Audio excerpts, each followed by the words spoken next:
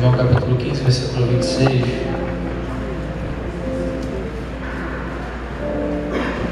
Quantos acharam de amém? Amém. Quando vier o ajudador, que eu vos enviarei da parte do Pai, o Espírito da verdade, que do Pai procede, esse dará testemunho de mim. Quem diz isso é Jesus, né? Aleluia. João 16, no outro capítulo,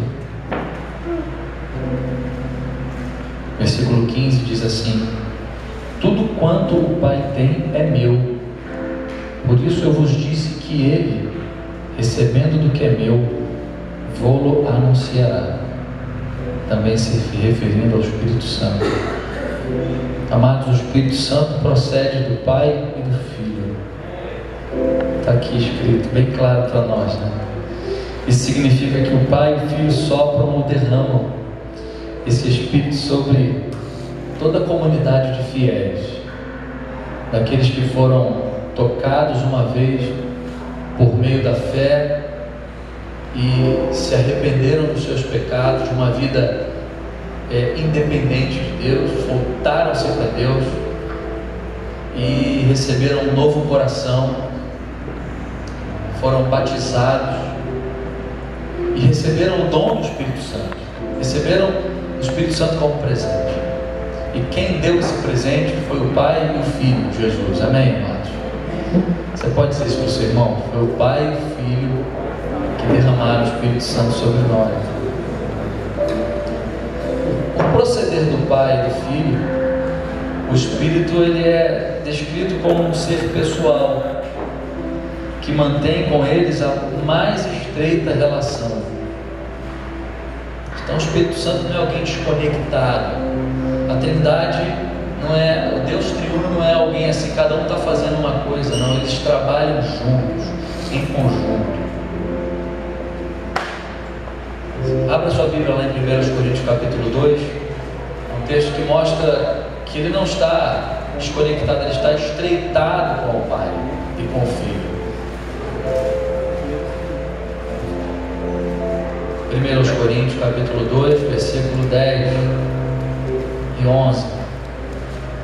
Depois nós vamos ver 2 Coríntios 3, 17. 1 Coríntios 2, 10 diz: porque Deus nos revelou pelo seu, pois o Espírito, o que ele faz? Esquadrinha todas as coisas, mesmo as profundezas de quem?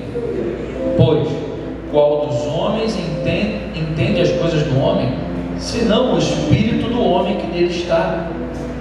Olha agora a afirmativa do apóstolo Paulo: assim também as coisas de Deus ninguém as compreendeu, senão o Espírito de Deus. Então o Espírito que está dentro, esquadrinha o coração do Pai, ele está derramado dentro de nós. Ele sabe o que está rolando dentro do coração do Pai. Então é Ele quem revela, e somente por meio dele é possível ser revelado a vontade de Deus para a nossa vida. E aí mostra aqui esse estreitamento, ele não está desconectado, ele, ao mesmo tempo que está aqui, ele está junto do coração do Pai. Ele e o Pai são um. 2 Coríntios, no capítulo 3, ainda confirmando isso, versículo 17 diz assim: ora, olha o que diz, olha, preste atenção nessas palavras. Ora, o Senhor, o Senhor normalmente é dado a Jesus, esse termo, o Senhor, no dia do Senhor. Olha quem é o Senhor, Jesus. Ora, o Senhor é quem? É o Espírito. Não é o Senhor é Espírito, não. O Senhor é o Espírito, é uma pessoa, são duas em uma ali. Você consegue compreender isso? O Senhor é o Espírito. E onde está o Espírito do Senhor? Onde está o Espírito do Senhor agora, mano? Onde está o Espírito do Senhor? Fala sobre mim, sobre a igreja. Está aqui nesse lugar, está vivendo em nós. Onde está o Espírito do Senhor? Aí há, do verbo haver, a liberdade. Liberdade para quê? Para pular? Liberdade do pecado, liberdade da escravidão do pecado. Nós não pertencemos mais ao império das trevas, nós não estamos mais sobre o tacão do diabo, sabe? Nós não estamos mais sobre o guilhão do pecado, o aguilhão do pecado. Nós estamos agora livres para dizer não para o pecado. Livres, eu posso dizer, só por causa da liberdade que há em Cristo Jesus. Eu desfruto dela por meio daquilo que me foi dado, o Espírito Santo como dom sobre mim, o Espírito Santo como dom sobre você. Quero lembrar a cada um de vocês que o Espírito Santo não foi dado por medida a cada um de vocês. O Espírito Santo foi dado plenamente a cada um de nós. Não tem mais Espírito Santo sobre o pastor e menos Espírito Santo em você. Não tem mais Espírito Santo no diácono e menos Espírito Santo em você. O Espírito Santo não está mais concentrado no Papa Francisco e menos no apóstolo. O Espírito Santo, ele foi derramado todinho sobre todo aquele que crê em Jesus, desde o menor ao maior. Agora, há uma diferença daqueles que desfrutam, buscam, pagam o preço para andar com ele, faz dele o melhor amigo. Esses vão ter mais direção na vida, destino na vida. Você compreende, amém, amado? Esses vão acertar mais. Esses não caminham por religiosidade, esses caminham com Deus, porque entenderam que tem uma pessoa que fica com ela o tempo todo. Você está do lado de um amigo aí? Está do lado? Quem está do lado de um amigo, de um irmão aí? Do lado? Você sente essa presença desse irmão aí? Já pensou? O Espírito Santo é assim mesmo. Já pensou, amado? Você está do lado dessa pessoa e você não dá bola para ela? Olha que estranho, amado. É assim que a gente faz com o Espírito Santo às vezes.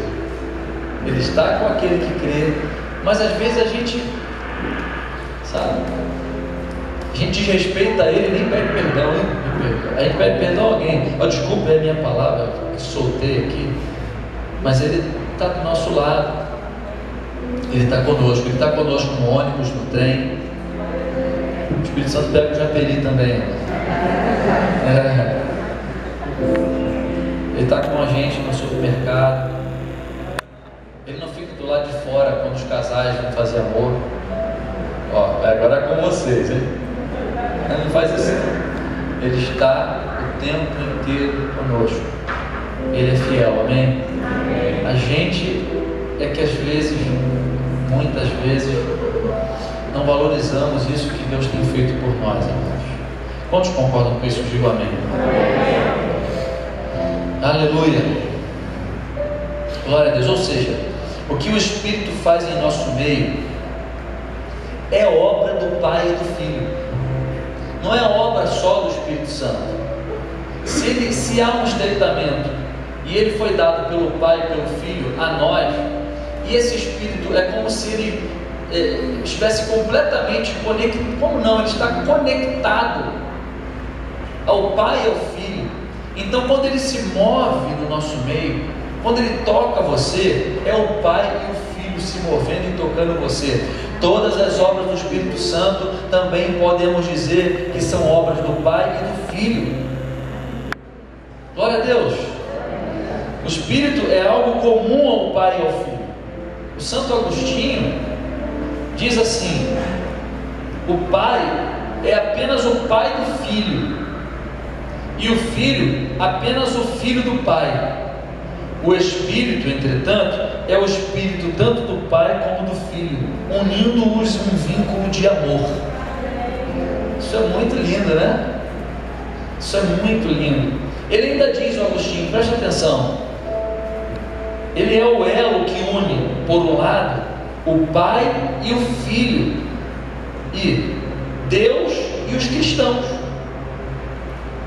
O Espírito é um dom dado por Deus que une os cristãos a Deus e aos demais cristãos. Ele forma os elos de união entre os cristãos. dos quais dependem fundamentalmente a unidade da igreja. A unidade da igreja depende do Espírito Santo.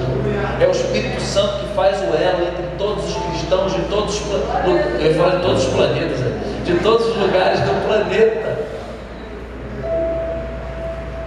até aqueles que já foram, até aqueles que estão na glória agora. Nós temos um vínculo de unidade. Parece uma heresia que eu estou dizendo, mas lê Apocalipse, você vai ver.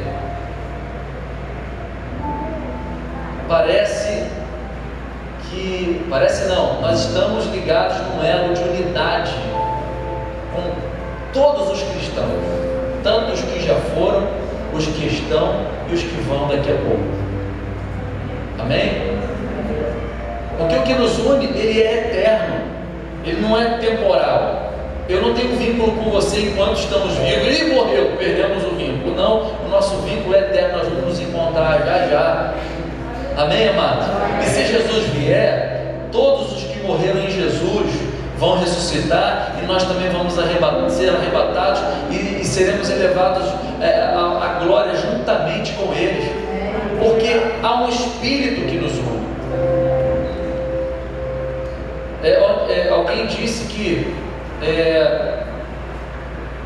e isso é difícil às vezes da gente controlar, isso é muito complicado. Nós tivemos um evento do Somos Um, creio, e houve alguém, não vou dizer nomes e tal para não ser antiético, mas houve alguém dizendo que tal igreja estava aberta no horário da ceia.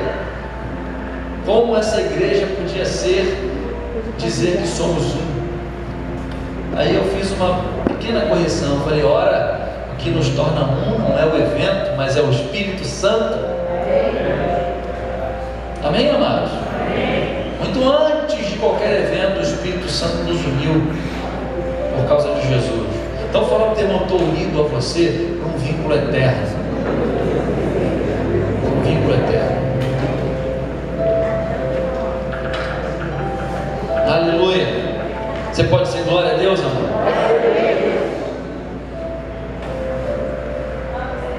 A igreja é o templo do Espírito Santo, ainda diz Agostinho.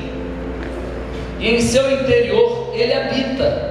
O mesmo Espírito que une o Pai e o Filho, tornando-os um, também une os cristãos em uma só igreja. O apóstolo João trata um pouco sobre isso. Parece que Agostinho está falando em cima desse texto do apóstolo João, lá em 1 João capítulo 1, versículo 7. Primeira epístola de João, capítulo 1, versículo 7. Querido, nós estamos aprendendo sobre o Espírito Santo, conhecendo sobre a pessoa que está conosco, que foi enviado para nós. Não tem coisa mais abençoada, a pessoa mais abençoada, mais preciosa na nossa vida do que o Espírito Santo de Deus. Amém. Aproveite essas palavras, aproveite esse momento. Sabe por quê? Não é sempre que a gente pode sentar e falar sobre isso dessa forma. É difícil hoje você ver, isso aqui é assunto de seminário, sabe? É lógico que no seminário há um aprofundamento maior, mas a gente sentar e falar especificamente sobre o Espírito Santo desde agosto. Então isso é muito precioso, aproveite. Olha o que diz lá em 1 João capítulo 1, versículo 7. Presta bastante atenção nessa leitura. Amados, amemo-nos uns aos outros, porque o amor é de Deus, e todo o que ama é nascido de Deus e conhece a Deus. Aquele que não ama não conhece a Deus, porque Deus é amor. Versículo 9.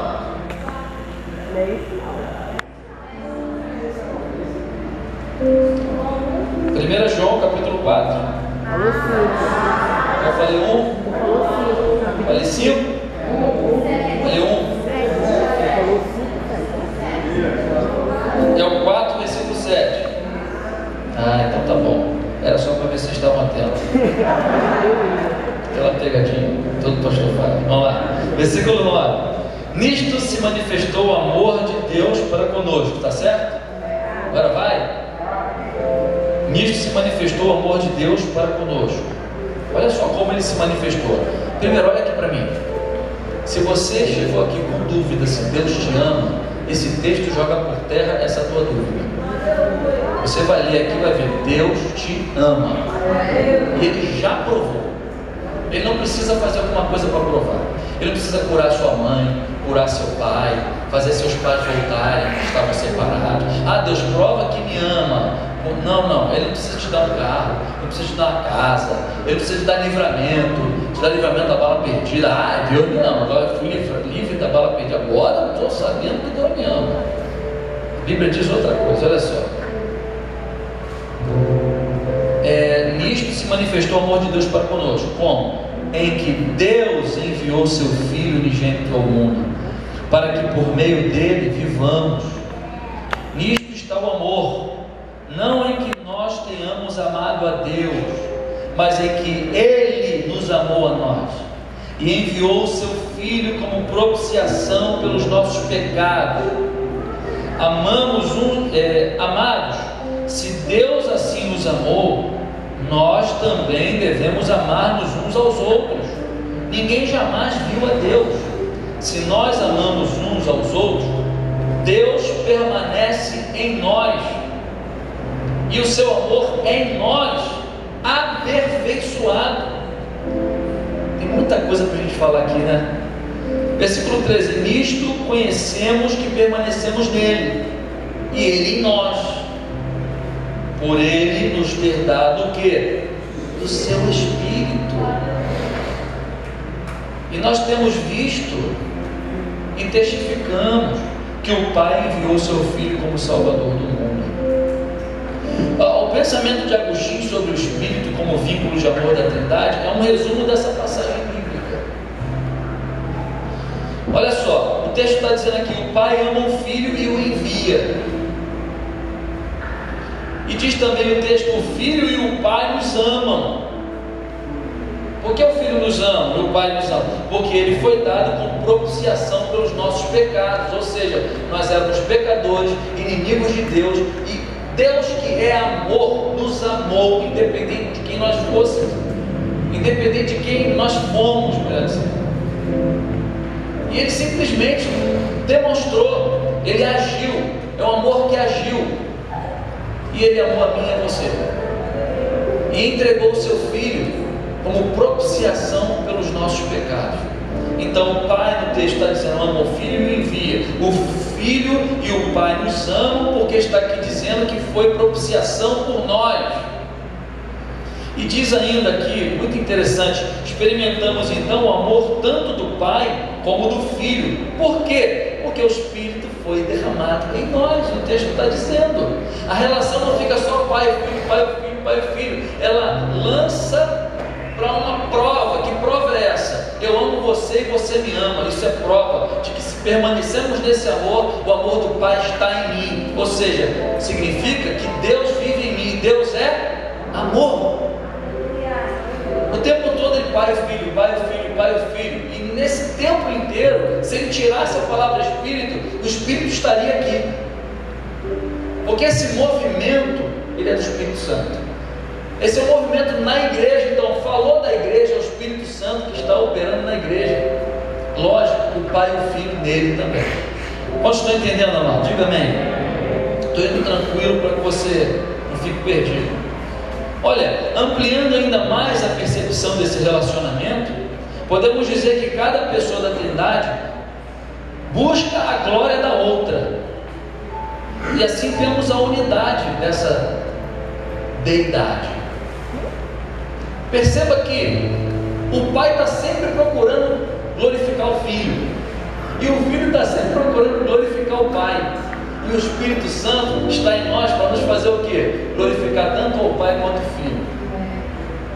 Essa é a relação dessa Trindade, desse Deus triuno.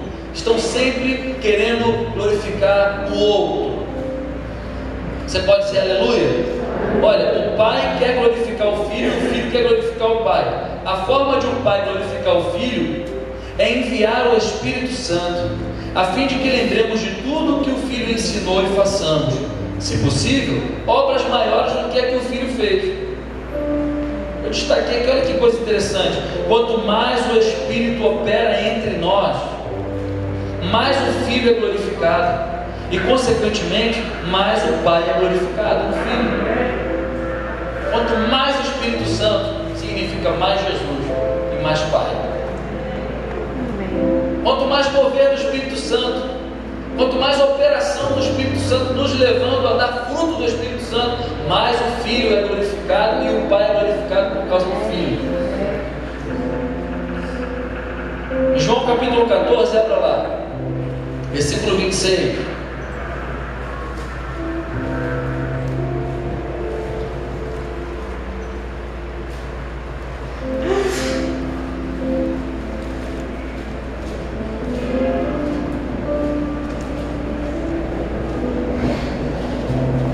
João 14, 26 diz assim: mas o ajudador,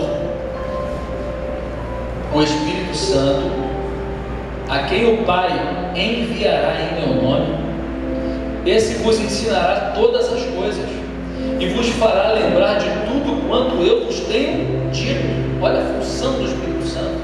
Ele está em nós, não para nos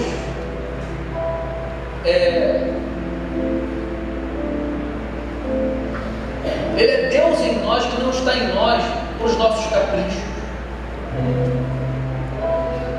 Ele está em nós com essa função. Foi Jesus que disse que rogaria ao Pai e Ele nos daria o ajudador. Quem é esse ajudador? O Espírito Santo, a quem o Pai enviará em meu nome.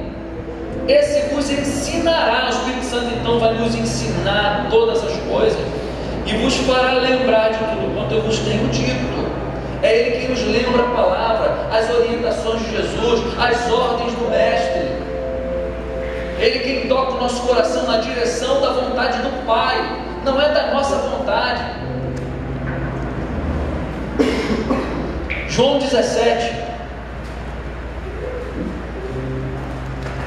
Então veja que é o Pai e o Filho operando por meio do Espírito Santo. E na medida em que Ele vai operando em nós, a glória quem recebe é o Pai e o Filho. João 17, versículo 1, a oração sacerdotal de Jesus, conhecida assim: Jesus, levantando os olhos ao céu, disse: Pai, é chegada a hora, glorifica a teu Filho, para que também o Filho te glorifique. Então essa relação da Trindade, nós temos um Deus que conhecemos como um Deus triuno, o Pai, o Filho e o Espírito Santo. Eles estão sempre numa relação em que um glorifica o outro, um está dando sempre relevância ao outro, porque na medida em que o outro vai tendo, ele também vai recebendo. Glória a Deus. Agora, olha que coisa muito interessante. A gente pode concluir aqui o seguinte: que buscar ou nos esforçar para dar glórias a Deus, buscarmos a glória de Deus. O que significa buscar a glória de Deus, amado? Até aqui nesse texto que nós lemos, nesse entendimento, o que significa buscar a glória de Deus? A gente canta tanto isso, fala tanto sobre isso: eu quero a glória de Deus, eu quero a glória de Deus. Parece que é uma coisa meio que droga. Pá, eu quero a glória de Deus, aleluia, estou cheio da glória de Deus. Eu quero a glória de Deus. Significa, vê se você concorda comigo aqui nessa noite, em que eu estou cheio do Espírito Santo. E o sinal de que eu estou cheio do Espírito Santo é que eu estou ouvindo Ele, e eu estou no caminho da vida, vivendo de uma forma em que os homens me olhem e falam assim: glória a Deus, glória a Deus. A minha vida dignifica o nome de Jesus. Isso é buscar a glória de Deus. Podíamos trocar a glória para Deus, porque a glória é toda dele, amado, não é minha.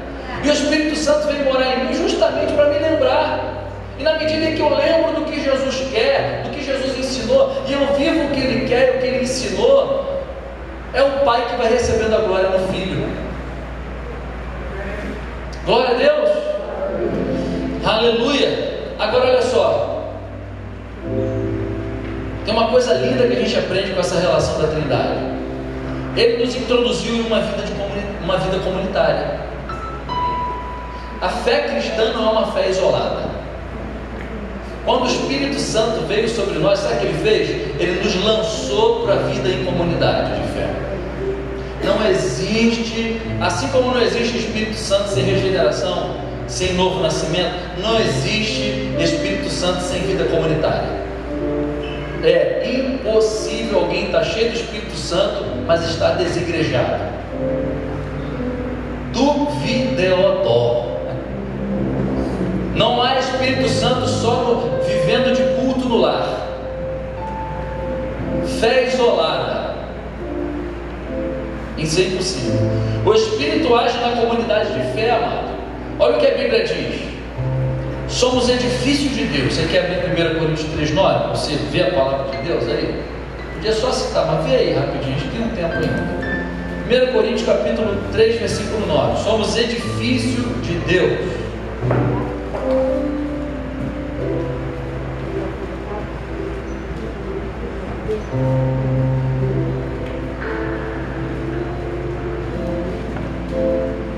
Olha lá.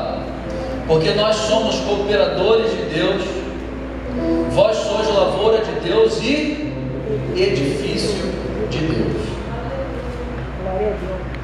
Quando se fala, porque nós somos cooperadores de Deus, agora olha lá, vós sois, esse vós sois é quem? É só uma pessoa? Quem tirou 10 em português aí, irmão? Vós sois é uma coletividade, sim ou não? Sim. É um grupo de pessoas. E aí ele usa uma figura, uma imagem, ó, edifício de Deus. Todos nós somos comparados a um edifício de Deus. E também ele nos compara em 1 Coríntios 6,19, só pular aí mais 3 capítulos, como templo do Espírito. Templo do Espírito. 1 Coríntios 6,19. Olha lá. Ou não sabeis que o vosso corpo é o templo do Espírito Santo, que habita em vós, proveniente de Deus, e que não sois de vós mesmos? Também fala em 1 Coríntios capítulo 12, que nós somos corpo de Cristo. Não há corpo de Cristo sozinho. Imagina, mano, teu olho sai correndo agora. Um olho só. Imagina se uma perna tua sai correndo agora. Não estou a fim de ficar aqui não. Tá boa, mano. Como é que tu vai? Como é que faz? 1 Coríntios 12, 27. Só para a gente ler esse texto. Só para a gente entender que fala de coletividade. Ora, vós sois o corpo de Cristo. Ó, vós sois o corpo de Cristo e seus membros em particular. Cada um de nós um membro em particular, mas juntos, corpo de Cristo.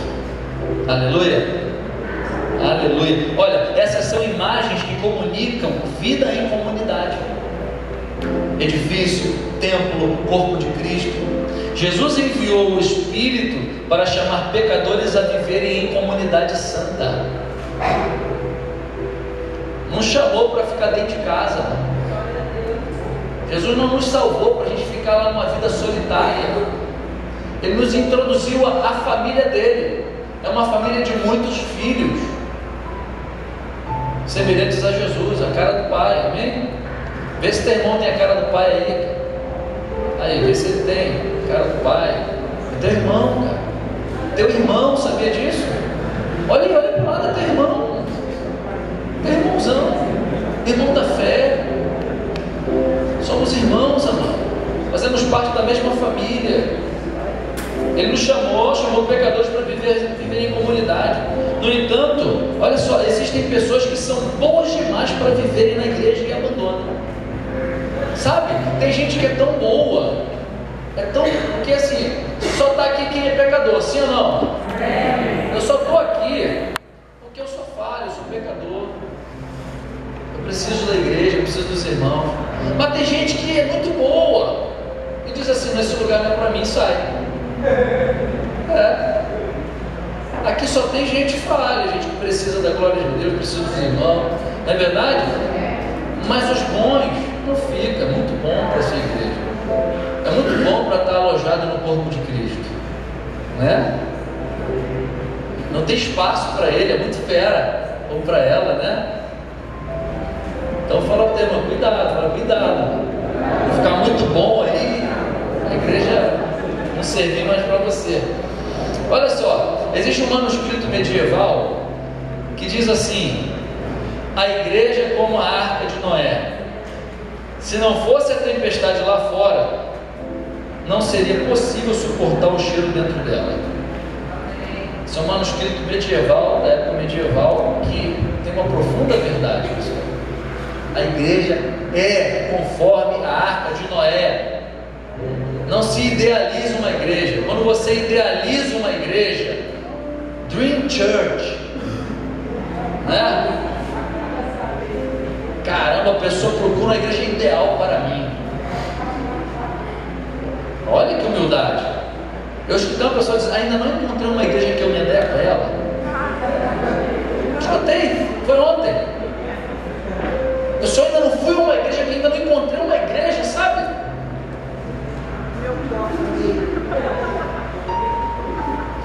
Eu escutei.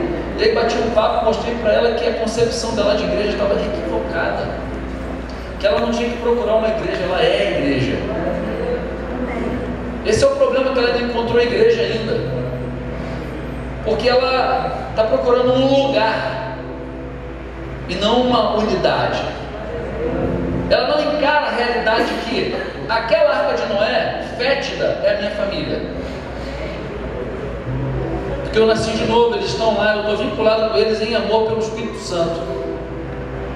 Quando uma pessoa entende isso, cara, acostuma a sentir o cheiro ruim. Tem isso aí. E todos aqui vamos nos ajudando em amor, viu o que o texto diz? E em amor somos aperfeiçoados. Quando uma pessoa foge disso, sai disso, é uma extrema arrogância e orgulho, e não é aperfeiçoado no amor do Pai. Esse é um grande engano desse tempo. A pessoa que fica idealizando uma igreja, ela está pecando contra o Espírito Santo. Sabe por quê? Porque o Espírito Santo foi derramado sobre a igreja, e é Ele que é o executivo da igreja, é Ele quem está trabalhando. Vem cá, amado, quem aqui é melhor que o Espírito Santo? Ele não abandona essa igreja, porque eu abandono. É um pecado contra Ele. Você está dizendo: Espírito Santo é fraco, o Senhor não está dando jeito nesse negócio. Não, eu faria melhor, vou procurar uma igreja melhor.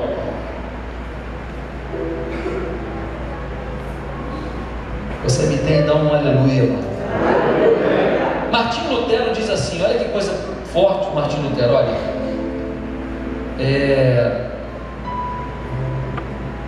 Como perseveramos na vida cristã sem o apoio de irmãos e irmãs? É uma pergunta que ele deixa. É impossível.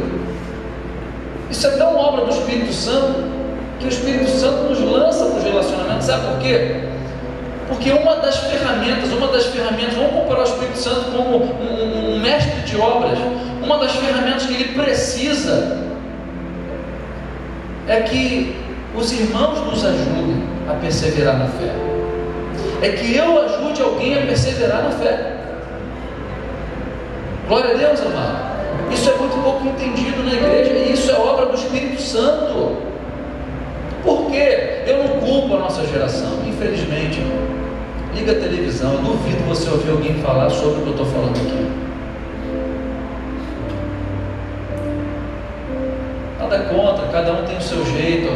A igreja, ela tem multiforme, mas hoje a comunidade cristã, ela está com pouco entendimento do seu papel, ou do papel do Espírito Santo sobre ela, através dela. Hoje as igrejas viraram balcões de emprego, as igrejas viraram rodoviárias, sabe? As pessoas não se vinculam mais, elas passam por aqui e vai procurar uma rodoviária melhor, que ofereça melhores serviços. Os crentes se transformaram em clientes, então procuram serviços melhores, onde tem uma música melhor, onde tem uma cadeira melhor para sentar, onde tem um ministério infantil para o meu filho desfrutar melhor.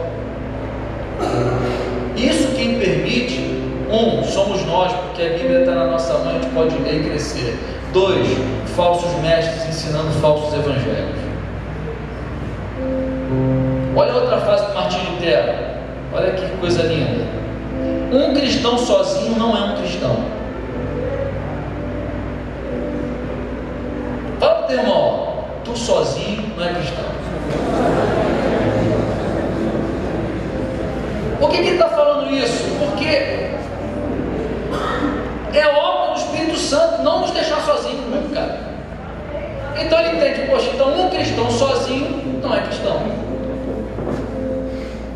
Não é cristão.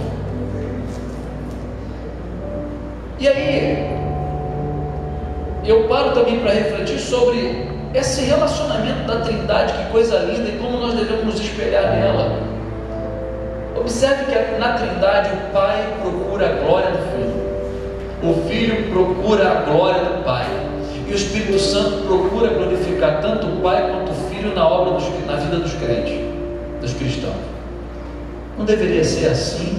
Assim como a família da Trindade, aquela comunidade da Trindade, não deveria ser assim a comunidade cristã? Eu sempre querer o teu melhor, eu sempre querer que você seja glorificado, o teu nome seja exaltado, o teu nome seja destacado, você seja relevante, você seja visto. Eu não vou competir com você, porque sempre quem vai ganhar é você, porque eu sempre vou deixar você ganhar. Não tem competições. Não é isso que o texto diz? Buscar o bem de outrem, o benefício do outro. Quando fala de suportar em amor o irmão, não é de suportar, tem que suportar, é dar suporte, é considerar o meu irmão mais importante do que eu. Quantos já viram alguém viver assim? Quantos já viram alguém viver assim? A igreja está vivendo assim, irmão? A igreja cristã está vivendo assim? Se você não é visto, você fica magoado. Se há uma disputa de um lugar, se há uma posição, o que há é uma disputa para se ocupar a posição. Falando de músicos, adoradores, todos querem cantar mais, tocar melhor, querem ser vistos, admirados. Pastores, quanto mais de voz grossa e mais revelação, aleluia, ele vai sendo mais destacado, ele quer ser destacado dentre. Pouco se vê na igreja um movimento que deixa o meu irmão ser melhor do que eu, deixa o meu irmão se destacar. Pouco se vê, não se vê elogio na igreja, fica todo mundo ressabiado. Não estou falando aqui não, só tem fera mesmo. Amém. Dá moral pra galera. Mas a gente quase não vê esse tipo de coisa. Mas olha, a gente vê, a Trindade é tão perfeita, é tão sarada, que o que o Pai quer é que o Filho seja glorificado. Aí o Filho não, poxa, a glória é tua, Pai. A briga é dando glória um para o outro. Nosso sonho é, futuramente, nós temos aqui uma equipe de tecladistas, uns 10 tecladistas, estava bom? Os 10 guitarristas, estava bom? Vamos usar aqui o exemplo aqui, que é mais fácil da gente entender, mas os ministérios de uma forma geral. E aqui também dá mais briga. Aqui também dá mais briga. Umas 50 vocal, 50, tá bom? Ministério grande, né? 10 bateristas. Cadê o Hugo? Tá aí o Hugo? 10 bateristas? 10 batera fera, só gente da melhor qualidade. Dirigentes de louvor aqui, uns 10, cheio da unção. Glória. Antena ligada no Wi-Fi celestial, recebendo de entendeu? Na mesa de som, uns 10 operadores. Né, galera lá? Estavam reivindicando lá, ó, querem receber agora, mas vai chegar lá.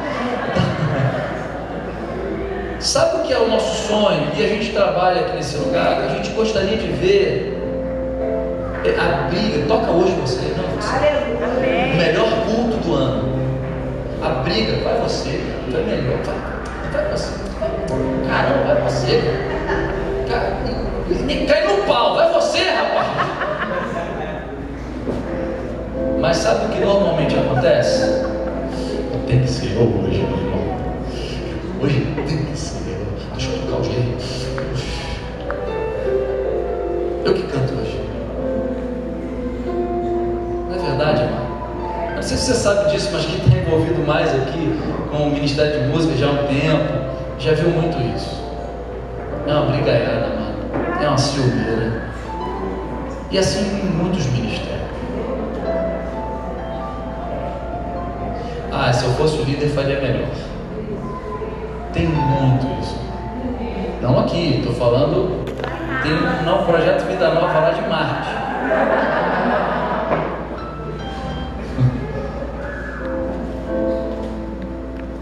Fala com o teu irmão, vamos agir igual Deus tem mundo. Vamos. Dá uma moral para ele aí, você é bonitão, fera, mais bonito que eu, você. Você é mais bonito que eu.